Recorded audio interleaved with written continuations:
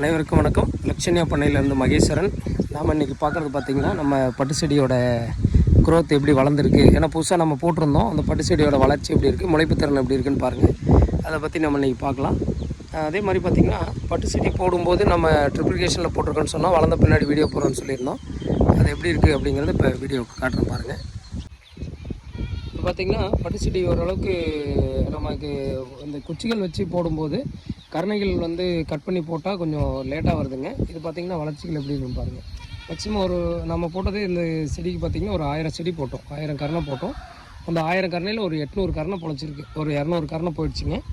அதுக்கு காரணம் பார்த்திங்கன்னா அந்த வேர் பிடுங்கும்போது வேர் வந்து தெளிவாக வராமல் இத்துக்கிறது, அதே மாதிரி குச்சி ஒரு சில குச்சிகள் காயிறது, அது மாதிரி பிரச்சனைகள் வராமல் பார்த்து வைக்கிறது பெட்டராக தெரியுதுங்க. இதில் பார்த்திங்கன்னா இது ஒரு சின்ன செடி தான். இந்த செடியில் பார்த்திங்கன்னா பக்க கிளைகள் எவ்வளோ இருக்குதுன்னு பாருங்கள்.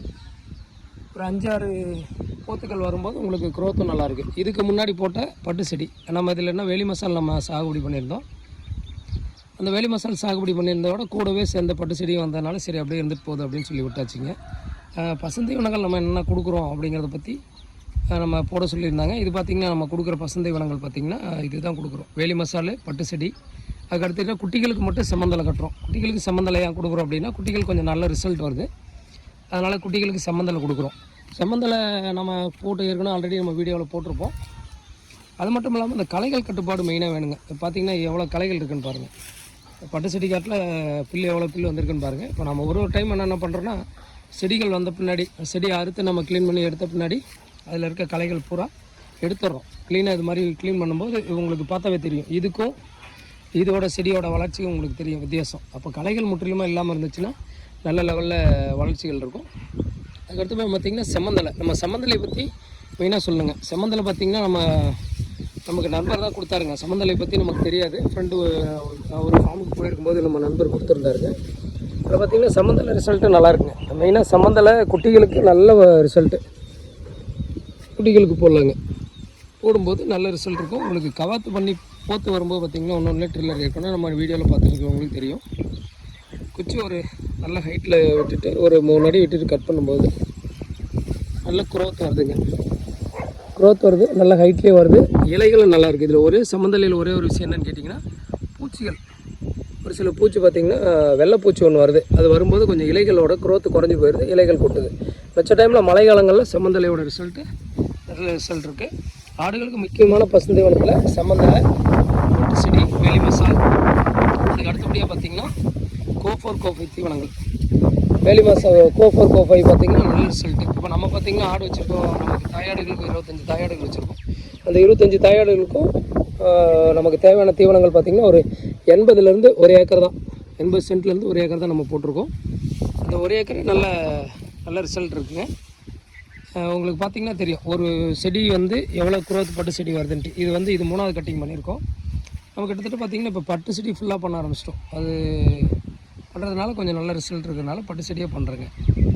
பட்டு செடி பார்த்திங்கன்னா மெயினாக நம்ம ஆள் உயரத்துக்கு மேலே பட்டு செடிகளை வளர்ந்த பின்னாடி நறுக்கணும்னா நம்ம நினைக்கிற அளவு குரோத் வருது. செடிகள் தினகாத்திரமான குச்சிகள் வரும்போது பார்த்திங்கன்னா உங்களுக்கு குச்சம் சீக்கிரம் பக்க கிளைகள் நிறைய கிடச்சி நிறைய உங்களுக்கு ஈல்டு நிறைய கிடைக்குதுங்க.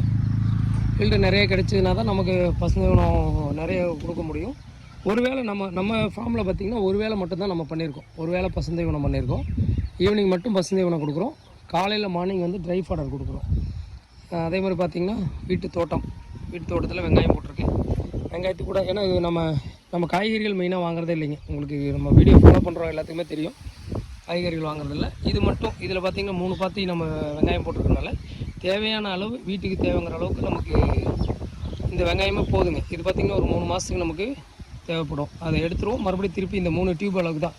மெயினாக ட்ரிப்ளிகேஷனில் போடும்போது நம்ம தண்ணியோட செலவு குறைஞ்சி போயிடுது. காய்ச்சல் காலத்துலேயே நம்ம ஈஸியாக பயிர் பண்ணுறதுக்கு சௌரியமாக இருக்குங்க. அதுக்கு அடுத்தபடியே பார்த்திங்கன்னா நம்ம தீவன காடு வயல், நம்ம தீவனம் பார்த்திங்கன்னா கொஞ்சம் மழை காலங்களில் நல்ல குரோத் வருதுங்க. வெயில் காலங்களில் குரோத்து கொஞ்சம் கம்மியாக இருக்குது. அதனால் நம்ம வந்து என்ன பண்ணுறோம், தீவனங்களுக்கு தண்ணி ரொட்டீனாகவே எடுத்து விட்டு ரெகுலராக தண்ணி கட்ட ஆரம்பிச்சிட்டோம். முன்னே ட்ரிப்ளிகேஷனில் போட்டோம், தண்ணி இப்போ எங்களுக்கு மழை பெஞ்சு சர்ப்ளஸாக இருக்கிறனால நம்ம ரொட்டீனாகவே தண்ணி கட்டுறதுனால எங்களுக்கு நம்ம குரோத் நல்லாயிருக்கு. பசுந்தலைகளில் நம்ம அவுத்தி பண்ணியிருக்கோம். அவுத்தி வந்து நல்ல மரமாகவே விட்டுட்டோம், வெட்டுறதுக்கு விடலைங்கிற ஸ்டேஜில் விட்டு நல்லா மரமாக வளர்ந்து எப்படி இருக்குன்னு பாருங்கள். அவுத்தி தலைகள் பார்த்திங்கன்னா உங்களுக்கு வைத்தியத்துக்கு அப்படிங்கிற மாதிரி அவுத்தி வேப்பந்தலை இதெல்லாம் வந்து வைத்தியத்துக்கு கொடுக்குற அளவுக்கு கொடுத்தாவே போதுங்க. பெருசாக ரிசல்ட்டு வரணும் அப்படிங்கிறதுக்காக நிறையா கொடுக்கணும்னு அவசியம் இல்லை. மிச்சம் எல்லா தீவனங்களும் நம்ம கொடுக்குறது பார்த்திங்கன்னா கோஃபை தீவனம் பார்த்திங்கன்னா தீவனம் வந்து ஒரு நம்ம கொடுக்குற அளவு ஒரு 40% 50%. வெளி மசால் பார்த்திங்கன்னா ஒரு 20% கொடுக்குறோம். ஒரு அகத்தி ஒரு 10%, அதாவது எப்போயும் கிடைக்கும் போது வெட்டி போடுறோம். அதே மாதிரி பார்த்திங்கன்னா பட்டு செடி ஃபுல் ரிசல்ட்டு பட்டு செடி நம்ம நிறையா கொடுக்குறோம். மெயினாக பார்த்திங்கன்னா பட்டு செடிகள் நிறையா கொடுக்கும்போது குட்டிகளோட வளர்ச்சிகள் நல்லாயிருக்கு. வளர்ச்சிகள் நல்லாயிருக்கு அப்படிங்கும்போது உங்களுக்கு எதில் வளர்ச்சிகள் நல்லாயிருக்கோ அதை கொடுக்கலாம். பட்டு செடியும் வேலி மசால் சின்ன இளங்குட்டிகளுக்கு செம்மந்தலை கொடுக்குறோம். செம்மந்தலை கொடுக்குறதுனால பார்த்திங்கன்னா உங்களுக்கு குட்டிகளோட கழிச்சல் இது மாதிரி பிரச்சனைகள் வரதில்லை. இலை சிறு இலையாக இருக்குது, அதனால் ஈஸியாக போயிடுதுங்க. அப்படி பண்ணும்போது உங்களுக்கு வளர்ச்சிகள் மெயினாக நம்ம குட்டிகளோட வளர்ச்சி அந்த சைனிங்கு இதுதான் நல்லாயிருக்கு. இதுதான் நமக்கு மெயினாங்க.